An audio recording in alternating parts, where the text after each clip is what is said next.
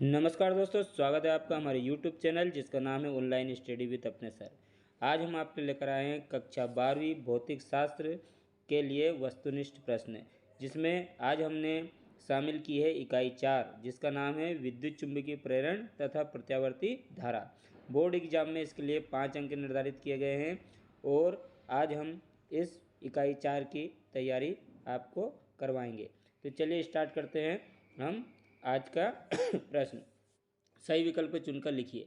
विद्युत चुंबकीय प्रेरण में प्रेरित विद्युत वाहक बल निम्न में से स्वतंत्र होता है। पहला ऑप्शन है फ्लक्स में परिवर्तन, दूसरा है समय, तीसरा है फेरों की संख्या, चौथा है कुंडली का प्रतिरोध।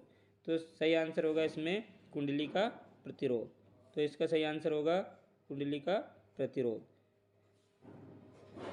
हमारा अगला प्रश्न है, प्रेरित धारा की दिशा ज्ञात की जाती है लेंज के नियम से, फ्लेमिंग के दाएं हाथ के नियम से, फ्लेमिंग के बाएं हाथ के नियम से, ए और बी दोनों से।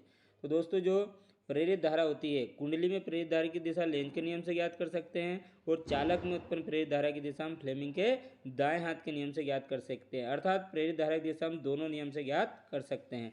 तो इसका सही आंसर होगा ए और बी दोनों। तो हमारा अगला प्रश्न है, ट्रांसफार्मर का क्रोड पटलित निम्न प्रभाव कम करने के लिए प्रयुक्त किया जाता है।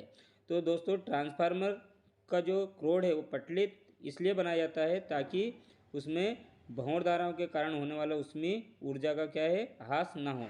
अर्थात इसमें जो हमें ऑप्शन दे रखा है ताम्र हानि, फ्लक्स क्षरण, शैथिल्य हानि, भंवर धारा, अर्थात पटलित क्रोड जो होता है वो भंवर धारा के प्रभाव को कम करने के लिए किया जाता है। अर्थात सही आंसर होगा भंवर धारा।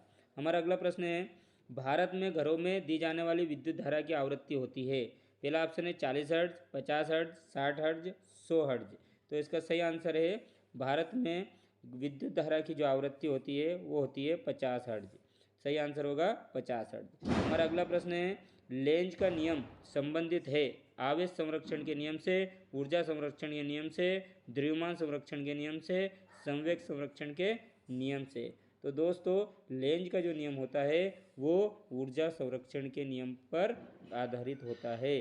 तो सही आंसर होगा ऊर्जा संरक्षण के नियम पर। हमारा अगला प्रश्न है, एक प्रत्यावर्ती धारा परिपथ में धारा का शिखर मान 50√2 एम्पियर है तो धारा का वर्ग माध्य मूल मान होगा।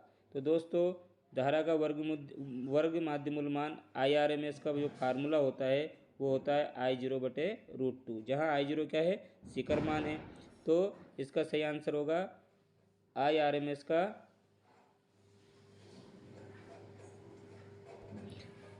फार्मूला हमारा है IRMS बराबर I0, शिखर मान हमारा दे रखा है 50√2 है ना, और √2 से √2 कट जाएगा तो 50 एम्पियर। तो सही आंसर होगा 50 एम्पियर। तो इसका सही आंसर होगा 50 एम्पियर। हमारा अगला प्रश्न है, प्रत्यावर्ती धारा के मापन हेतु अमीटर और वोल्टीमीटर आधारित होते हैं धारा के ऊष्मीय प्रभाव पर, धारा के रासायनिक प्रभाव पर, धारा के चुंबकीय प्रभाव पर, उपयुक्त सभी पर। तो दोस्तों जो प्रत्यावर्ती धारा है वो ऊष्मीय गुणों का प्रदर्शन करती है, अर्थात जो उसके अमीटर और वोल्टीमीटर होंगे वो धारा के ऊष्मीय प्रभाव पर आधारित होंगे। इसका सही आंसर होगा धारा के ऊष्मीय प्रभाव पर। हमारा अगला प्रश्न है, एक संधारित्र AC को गुजरने देता है किंतु DC को रोकता है। AC व DC दोनों को गुजरने देता है, दोनों को रोकता है। DC को गुजरने देता है किंतु AC को रोकता है। तो दोस्तों जो संधारित्र होता है, संधारित्र के लिए दिष्ट धारा की जो प्रतिघात होती है वो होती है अनंत। क्या होती है? अनंत। क्योंकि प्रतिघात का सूत्र होता है 1C बराबर 1/ओमेगा C, और ओमेगा का मान होता है 1/2π/c, और आवृत्ति कितनी होती है दिष्ट धारा के लिए? आवृत्ति होती है 0। तो ये हो जाएगा 1/0 से गुणा करेंगे तो 0 हो जाएगा और 0 का भाग देंगे तो अनंत। तो इसका जो प्रतिघात होती है दिष्ट धारा के लिए वो होती है अनंत, और प्रतिघात अगर अनंत होगी तो दिष्ट धारा को क्या कर देगी? वो रोक देगी, अर्थात AC को गुजरने देगी किंतु DC को रोक देती। तो इसका सही आंसर होगा पहला ऑप्शन, AC को गुजरने देती किंतु DC को रोकता है। हमारा अगला प्रश्न है, चुंबकीय फ्लक्स का SI मात्रक वेबर, गास, ओस्टेट, टेस्ला। तो चुंबकीय फ्लक्स का जो SI मात्रक होता है वो होता है वेबर। तो सही आंसर होगा वेबर। हमारा अगला प्रश्न है, किसी कुंडली का स्वप्रेरकत्व निर्भर नहीं करता है कुंडली की त्रिज्या पर, कुंडली में फेरों की संख्या पर, कुंडली की लंबाई पर, कुंडली में प्रवाहित धारा पर। तो दोस्तों जो स्वप्रेरकत्व का फार्मूला होता है वो होता है एल बराबर म्यू जीरो एन स्क्वायर ए बटे एल। तो इसमें जो है ए आ गया मतलब त्रिज्या, त्रिज्या पर निर्भर करेगा, फेरों की संख्या पर निर्भर करेगा, कुंडली की लंबाई पर निर्भर करेगा। तो कौन सा ऑप्शन नहीं आ रहा है इसमें, धारा नहीं आ रहा, अर्थात ये धारा पर निर्भर नहीं करेगा। सही आंसर होगा इसका कुंडली में प्रवाहित धारा पर। तो किसी भी कुंडली का स्वप्रेरकत्व निर्भर नहीं करता है कुंडली में प्रवाहित धारा पर। हमारा अगला प्रश्न है, यांत्रिक ऊर्जा को विद्युत ऊर्जा में बदलने की युक्ति है DC motor, AC generator, transformer, चौक कुंडली। तो दोस्तों यांत्रिक ऊर्जा को विद्युत ऊर्जा में जनरेटर के द्वारा बदला जाता है, तो इसका सही आंसर होगा एसी जनरेटर। हमारा अगला प्रश्न है, प्रत्यावर्ती परिपथ में वाटहीन धारा होती है यदि परिपथ में केवल आरसी परिपथ, आरएल या केवल एल मौजूद हो। तो दोस्तों अगर एसी परिपथ में केवल एल मौजूद होता है तो उसके लिए कलांतर का मान होता है 90 डिग्री। और जो वाटहीन धारा होती है उसका जो सिद्धांत होता है वो होता है बिना शक्ति वे के धारा का बहना, अर्थात V R M S into I R M S into cos phi.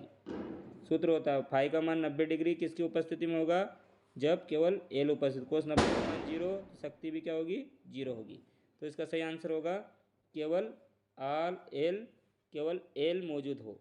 तो सही आंसर होगा केवल एल मौजूद हो। हमारा अगला प्रश्न है, ट्रांसफार्मर किस सिद्धांत पर आधारित होता है।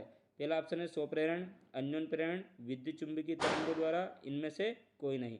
तो दोस्तों जो ट्रांसफार्मर का सिद्धांत होता है वो अन्योन प्रेरण के सिद्धांत पर कार्य करता है। इसका सही आंसर होगा अन्योन प्रेरण। हमारा अगला प्रश्न है, विद्युत चुंबकीय प्रेरण की घटना में ऊर्जा परिवर्तन होता है विद्युत ऊर्जा का यांत्रिक ऊर्जा में, यांत्रिक ऊर्जा का विद्युत ऊर्जा में, विद्युत ऊर्जा का ऊष्मीय ऊर्जा में, यांत्रिक ऊर्जा का ऊष्मीय ऊर्जा में। तो दोस्तों जो विद्युत चुंबकीय प्रेरण की घटना होती है उसमें जब कुंडली और चुंबक के बीच आपेक्षिक गति करवाते हैं तो वो उससे चुंबकीय फ्लक्स के मान में क्या होता है, परिवर्तन होता है, जिसके फलस्वरूप उसमें प्रेरित धारा उत्पन्न होती है। अर्थात जब हम आपेक्षिक गति करवाएंगे तो यांत्रिक कार्य करना पड़ेगा और यांत्रिक कार्य जो है वो किस में कन्वर्ट होगा, विद्युत ऊर्जा में। तो इसका सही ऑप्शन होगा यांत्रिक ऊर्जा का विद्युत ऊर्जा में। तो इसका सही आंसर होगा यांत्रिक ऊर्जा का विद्युत ऊर्जा में। हमारा अगला प्रश्न है, दो कुंडलियों के मध्य नर्म लोहे का क्रोध प्रयुक्त करने पर उनके मध्य अन्योन प्रेरकत्व घटता है, बढ़ता है, अपरिवर्तित रहता है, कुछ नहीं कहा जा सकता है।